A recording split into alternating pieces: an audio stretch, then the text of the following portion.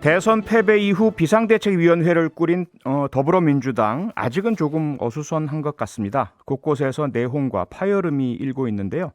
이번에 새로운 정책위 의장으로 임명된 김성환 의원께 관련된 질문 드려보겠습니다. 김성환 의원님 안녕하세요.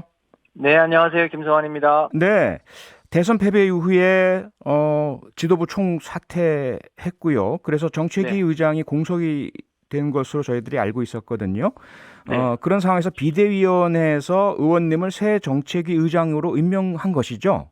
그렇습니다. 네, 뭐 김성환 의원님이야 누구나 다 아는 정책통이시고 경험도 풍부하시고 한데 그래도 지금 이 시점에서 김성환 의원님을 새로운 정책위 의장으로 임명했다. 어떤 이유와 의미라고 저희들이 봐야 할까요? 네, 어렵고 엄중한 시기에 제가 적임자인지는 잘 모르겠는데요.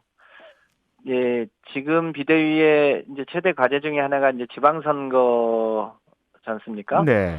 근데 제가 지난 대선 때 주로 이재명 후보의 광역 단위 정책과 시군구 단위 정책을 전체적으로 총괄을 해서 아, 예.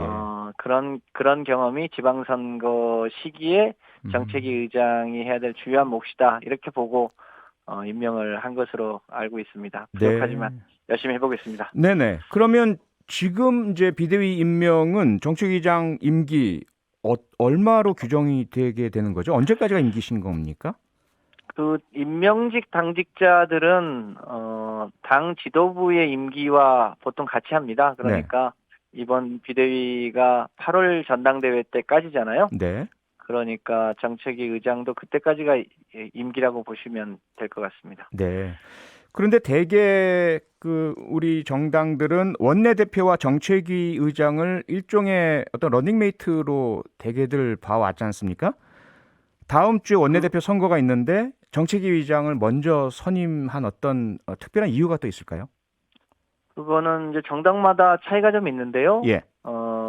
우리 당은 그 당 대표가 정책위 의장을 임명을 하고요. 네. 과거에 국민의힘에서는 원내대표와 정책위 의장을 런닝메이트로 그 선출을 아, 했었습니다. 네. 그러니까 이제 그게 패키지로 되어 있는 경우도 있었고, 예. 저희는 원내대표는 이제 의원들이 직접 선출을 하고, 네. 정책위 의장은 당 대표가 임명을 하는 거여서 예. 조금 이제 체계가 조금 다른 거죠. 네. 그래도 결국 이제 입법과 정책 사안을 원내대표랑 호흡을 맞춰야 되기 때문에 이제 그렇죠. 새롭게 원내대표가 뽑히면 네.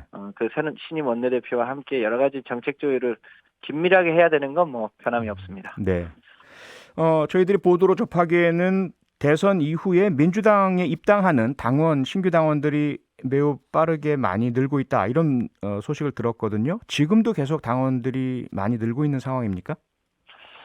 어, 굉장히 많이 하루에 2만 명, 3만 명씩 이렇게 늘었었는데요. 예. 지금은 조금 이제 그 속도는 떨어졌습니다만 계속 증가는 하고 있고요. 현재 12만 명이 넘은 걸로 그렇게 알고 있습니다. 네. 상당히 좀 고무적인 현상이라고 생각이 되는데요. 민주당 입장에서는 특히. 그런데 그렇습니다. 당 내부의 상황은 이제 진통이 계속되는 모습을 보이고 있지 않습니까? 특히 윤호중 네. 비대위원장 체제에 대해서 뭐 반발 목소리도 나오고요. 비대위원장 사퇴 요구도 있고요. 어떻습니까? 지금 현재?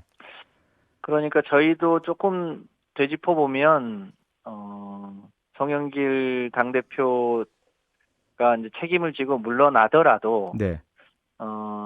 바로 비대위원장을 임명할 게 아니라 뭐 의원총회를 사전에 좀 거친다든지 예. 뭐 이런 약간의 사전적 그 민주적 의사 절차를 거친 후에 비대위원장을 임명했더라면 네. 이런 이제 의원들한테 한번 물어보지도 않고 아하. 물러날 지도부가 비대위원장을 임명하는 게 어딨냐 이런 네. 절차에 대한 아쉬움 때문에 문제 제기하신 분들도 꽤 있으시거든요. 네. 이제 그런 문제를 좀 사전에 걸러낼 수 있었을 텐데 하는 아쉬움이 있습니다. 네.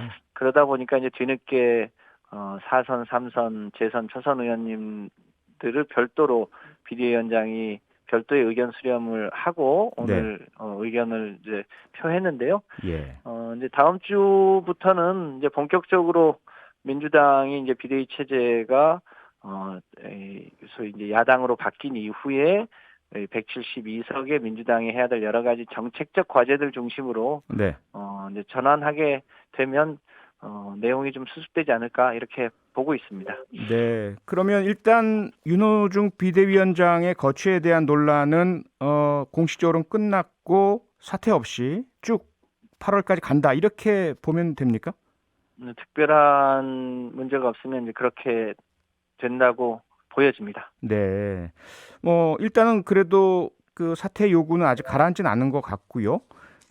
특히 이번 이제 대선 패배뿐만 아니라 지난 4.7 보궐선거도 연이어 패배를 한 상태에서 뭔가 네. 민주당이 근본적인 혁신과 쇄신의 모습을 보여줘야 되지 않느냐 이런 목소리가 많지 않습니까? 그런 상황에서 이런 지도부의 일원 원내대표가 비대위원장을 계속 맡는 부분 절차의 문제만이 아니라 내용과 형식의 문제도 크지 않느냐라는 지적은 어떻게 생각하십니까? 뭐 여전히 그 문제 의식을 갖고 계신 의원님이나 당원님들도 꽤 계시고요. 네, 또 한편으로는 이럴 때일수록 당이 단합해서 한편으로는 혁신하고 또 한편으로는 개혁 과제를 충실하게 실천해 나가고 이런 게 네, 필요하다. 우리에게 가장 안 좋은 모습은 분열해서 이도저도 못하는 것 이게 가장 안 좋은 모습이기 때문에 네, 조금 아쉬움이 있더라도 단합해 하면서 혁신하는 네, 이런 게 필요하다고 보시는 분들도 많이 계셔서요. 네, 또 한편으로는 우리 박지원 공동위원장과 여러 젊은 비대위원들이 굉장히 혁신적인 분들이시거든요. 네, 그래서 그런 분들이 한편으로는 또 혁신적 과제들을 책임지고 윤호중 비대위원장은 또 여러 경험들이 있어서 예, 당의 이 뭐랄까요, 단합 네, 혹은 여러 가지 또 당이 운영해야 될 절차적 민주주의 등등이 있어서 또 그런 과제들을 한편으로는 든든하게 받쳐나가는 것 네, 뭐 이런 것도 필요할 수 있어서 그 신구 조화를 잘 맞춰서 단합과 혁신을 잘해 네, 나갈 수 있도록 해보겠습니다. 네.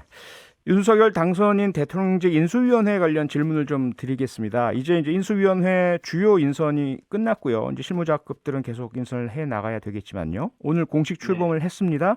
일단 더불어민주당 새 정책위 의장으로서 인수위 구성에 대해서 어떻게 평가하십니까? 네, 상대당의 평가라 좀 조심스럽긴 합니다만 네, 대체로 선거 시기에 그 청년층에 대한 구애 정도에 비하면 인수위 구성에 그 젊은 청년을 대표하는 부분이 좀 적다는 것, 네, 그리고 여성을 대표하는 분이 좀 적다는 것, 또 지금 인류사에 굉장히 중요한 문제가 기후 위기에 대한 대응인데 네, 이런 분야들도 인수위에서 찾아보기 어렵다는 것, 이런 것에 대한 아쉬움이 좀 있는 것 같습니다. 네.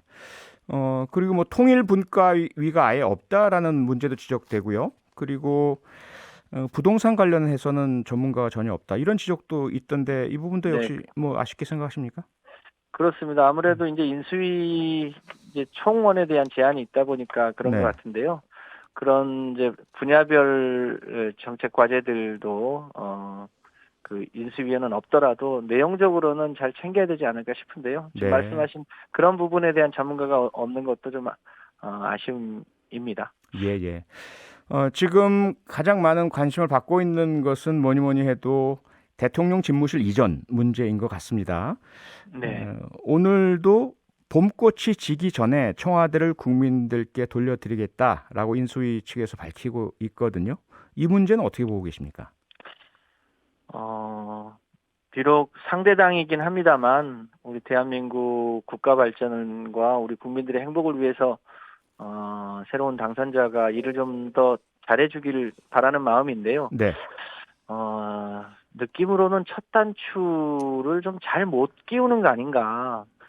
지금 코로나 때문에 코로나에 걸리신 분들도 굉장히 많고 또 네. 그것 때문에 민생의 위기도 굉장히 크고 러시아가 우크라이나를 침공해서 그것에 따른 이 경제적인 여파나 세계 소위 이 안보와 네. 세계 평화의 위기들도 굉장히 크고 여러 가지 해결해야 될 문제가 많은데 예.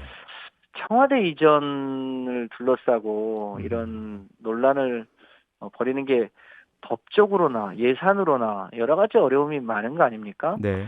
그 전셋집을 옮기는데도 거의 1년여를 준비하는데 청와대를 이렇게 옮기는 게 이 시기에 맞는 건지 네. 지금은 옮기고 싶더라도 일단 청와대에 가서 연구도 좀 하고 또 그 이전에 따른 예산도 확보하고 네.